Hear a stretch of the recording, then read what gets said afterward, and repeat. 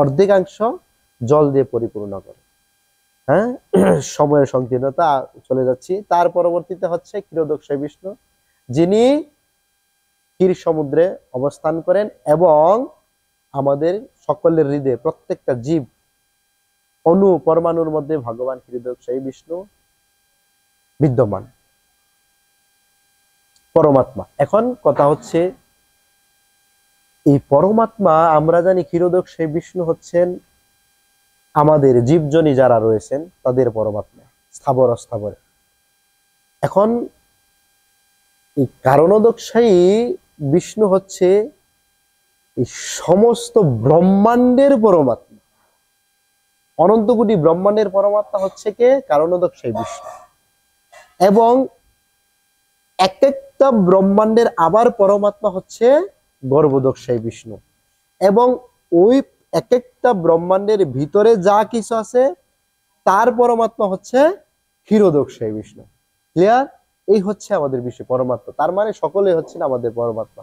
এখন আরেকটা বিষয়, এখন এই ভগবত গীতায় যে বলছে উপদ্রষ্টা অনুমন্তা চ ভর্তা ভোক্তা মহেশ্বর, এখন এই যে অনুমোদন করেন এটা কে?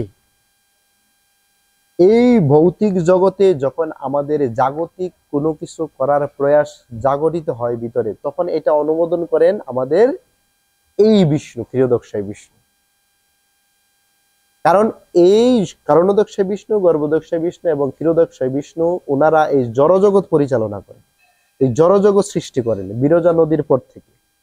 বুঝা গেলে? এই জন্য জাগতিক যখন কোনো বাসনা আমাদের হৃদয়ে উৎপন্ন হয়, এই বিষ্ণু যারা, এই তিন ধরনের বিষ্ণু ওনারা পরিপূর্ণ করেন। কিন্তু যখন ভগবত ভক্তির কোনো বাসনা হয় তখন স্বয়ং ভগবান ওইটা অনুমোদন করে। বুঝা গেল?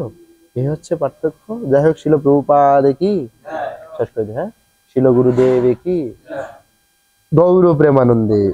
আর এই শ্রীমদ ভাগবতমের সার একটু বলে দিই, না বললে হচ্ছে না।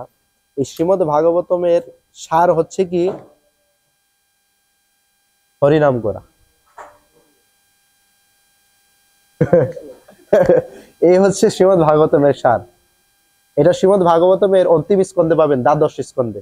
নাম সংকীর্তন যস্য সর্বপাপ প্রণাশনম প্রণাম দুঃখ সমন্তম নমামি হরিম পরম।